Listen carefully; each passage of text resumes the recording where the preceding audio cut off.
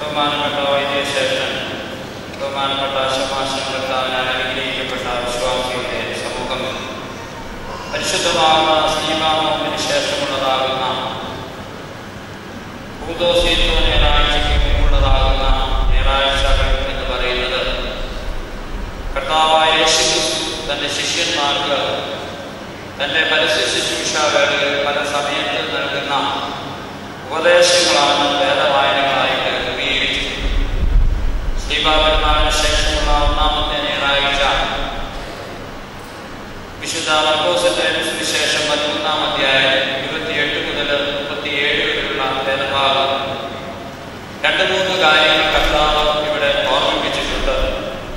ഒന്നാമതായിട്ട് കർത്താവ് പ്രകൃതിയിലേക്ക് നോക്കി ശിഷ്യന്മാരെ പാഠം പഠിപ്പിക്കുകയാണ് ചെയ്യുന്നത്.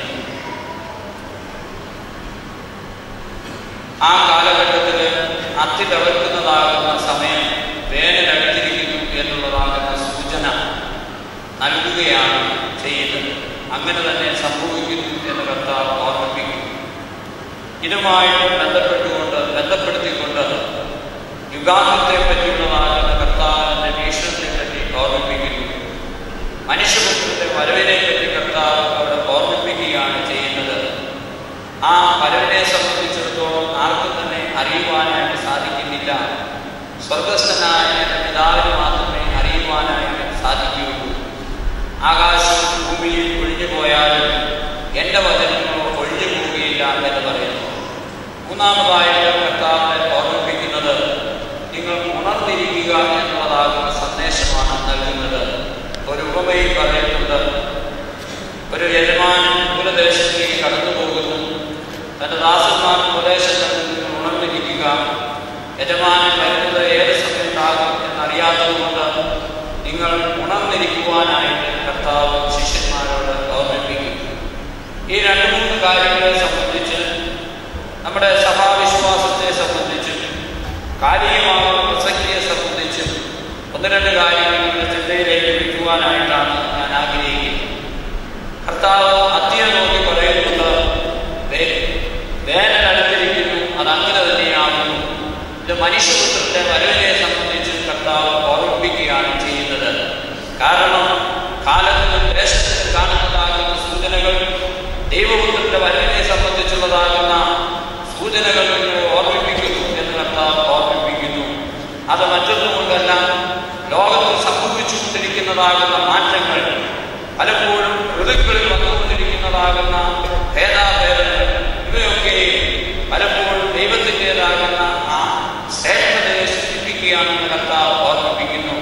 ആ ശ്രേഷ്ഠത അതിൻ്റെ പൂർണ്ണതയിലേക്ക് കടന്നു വരുന്നത് കർത്താവായ യേശുക്രിസ്തുവിന്റെ 2ാമത്തെ വരവോടുകൂടിയാകുന്നു എന്നുള്ള കാര്യം ഓർമ്മിപ്പിക്കുന്നു. ആ വരവിനെ സംബന്ധിച്ചിടത്തോളം നീങ്ങിപ്പോകാത്തതാകുന്ന വചനത്തിൻ്റെതാകുന്ന നിലനിൽപ്പ് കർത്താവ് അവിടെ ഓർമ്മിപ്പിക്കുന്നു. ആകാശം ഭൂമി ഒഴിഞ്ഞു പോകും, എന്നാൽ എൻ്റെ വചനങ്ങളോ ഒരു നാളും ഒഴിഞ്ഞു പോകുന്നില്ല. ആകാശം ഭൂമി എന്ന് പറയുന്നത് ദൈവത്തിന്റെ സൃഷ്ടിയിൽപ്പെടുന്നതാണ്. എന്നാൽ ദൈവവചനങ്ങൾ എന്ന് പറയുന്നത് ദൈവത്തിൽ നിന്ന് പുറപ്പെട്ടു വരുന്നതാണ് എന്ന് ഓർമ്മിപ്പിക്കുന്നു.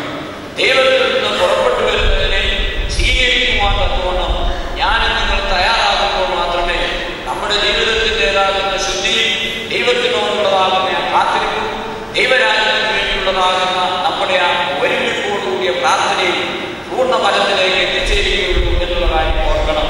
അതുകൊണ്ട് ദൈവത്തിൽ നിന്ന് പുറപ്പെടുന്നതാകുന്ന വചനത്തെ സ്വീകരിക്കുവാൻ, ആ വചനത്തിനനുസരിച്ച് പ്രവർത്തിക്കുവാൻ, ആ വചനത്തിൻ്റെതാകുന്ന പിന്നാളുകളായി തീരുവാനായിട്ട് നമുക്ക് ഇടയാകണം. എങ്കിൽ മാത്രമേ നമ്മുടെ ആത്മീയ ജീവിതത്തിന് ഈ സമൂഹത്തിൽ ശ്രേഷ്ഠമാകുന്ന അവസ്ഥയിലേക്ക് കൊണ്ടുപോകുവാനായിട്ട് സാധിക്കുകയുള്ളൂ. പലപ്പോഴും നമ്മുടെ ആത്മീയ ജീവിതത്തെ ഇന്നത്തെ സമൂഹം ചോദ്യം ചെയ്യുന്നുണ്ടെങ്കിൽ ദൈവവചനത്തിന് അധിഷ്ഠിതമല്ലാത്തതാകുന്ന ജീവിതചര്യകൾ നമ്മുടെ ജീവിതത്തിലും പ്രവർത്തനത്തിലും നമ്മുടെ മാതൃകയിൽ ഉണ്ടാകും എന്നുള്ളതാണ്. അതുകൊണ്ട് ദൈവവചനത്തിനനുസരിച്ച് ജീവിക്കുവാനും സുവിശേഷത്തിനനുസരിച്ച് പ്രവർത്തിക്കുവാനും പ്രസംഗത്തിനനുസരിച്ച് ജീവിക്കുവാനും എനിക്ക് നിങ്ങൾക്കും സാധിക്കേണ്ടത് ആവശ്യമാണ്. രണ്ടാമതായിട്ട് കർത്താവ് ഓർമ്മിപ്പിക്കുന്നത് ഉണർവുള്ളവരായിരിക്കണം എന്ന് കർത്താവ് ഓർമ്മിപ്പിക്കുന്നു. അതിനൊരു ഉപമയും അവരെ ഓർമ്മിപ്പിക്കുന്നു.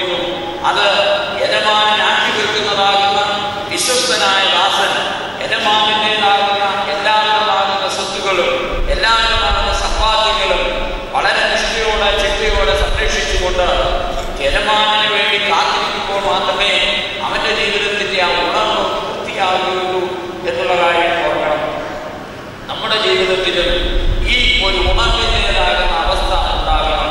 ഉണർവിനെ സംബന്ധിച്ചിടത്തോളം വ്യത്യസ്തങ്ങളാകുന്ന അഭിപ്രായങ്ങളുണ്ട്, വ്യത്യസ്തങ്ങളാകുന്ന വീക്ഷണങ്ങൾ ഉണർവിനെ സംബന്ധിച്ചുണ്ട്. പെന്തക്കോസ്തുകാരുടെ അടുക്കലേക്ക് ഉണർവ് എന്ന് പറയുമ്പോൾ അവന്റെ ഉണർവ് വേറൊരു തരത്തിലായിരിക്കും.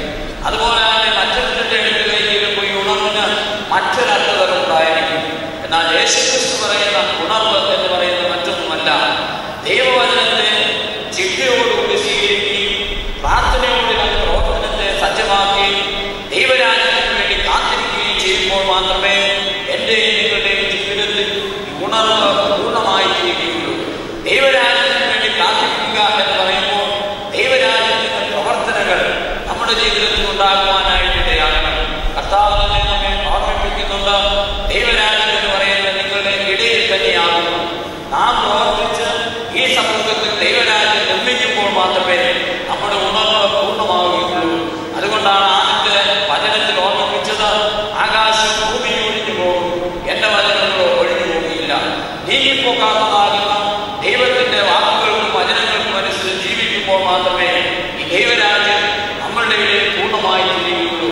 ആ ദൈവരാജ്യത്തിന് വേണ്ടി എത്രയും ശ്രേഷ്ഠമായി പ്രവർത്തിക്കുമ്പോൾ, എത്രയും ഉത്സാഹത്തോട് ജീവിക്കുമ്പോൾ, എത്രയും കൃപയോടുകൂടി ജീവിക്കുമ്പോൾ, പ്രാർത്ഥിക്കുമ്പോൾ മാത്രമേ നമ്മുടെ ജീവിതത്തിൽ ദൈവരാജ്യം കടന്നു വരികയും ഉണർവുള്ളവരായി തീരുകയും ചെയ്യുകയുള്ളൂ. അതുകൊണ്ട് സഭ നമ്മെ ഓർമ്മിപ്പിക്കുന്നത് ഉണർവിൻ്റെതാകുന്ന ഒരുക്കം നമ്മുടെ ജീവിതത്തിൽ ഉണ്ടാകണം. അതിനുവേണ്ടിയുള്ള പ്രാർത്ഥന നമ്മുടെ ജീവിതത്തിൽ ഉണ്ടാകണം. അതിനുവേണ്ടിയുള്ള പ്രവർത്തനം നമ്മുടെ ജീവിതത്തിൽ ഉണ്ടാകണം.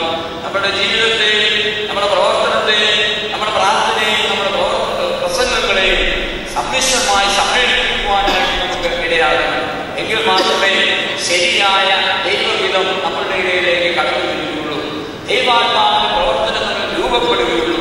മറ്റുള്ളവർക്ക് ക്രൈസ്തവൻ എന്ന നിലയിൽ നമ്മെ സമീപിക്കുവാൻ, നമ്മിൽ നിന്ന് ആശ്വാസം കണ്ടെത്തുവാൻ യേശുക്രിസ്തുവിന്റെ അടുക്കിലേക്ക് അനേകർ കടന്നു വന്നതുപോലെ നമ്മുടെ അടുക്കിലേക്കും ദൈവവചനത്തിൻ്റെതാകുന്ന ശ്രേഷ്ഠത കണ്ടതിന് പലർക്കും കടന്നു വരുവാനായിട്ട് ഇടയാകും. അതുകൊണ്ട്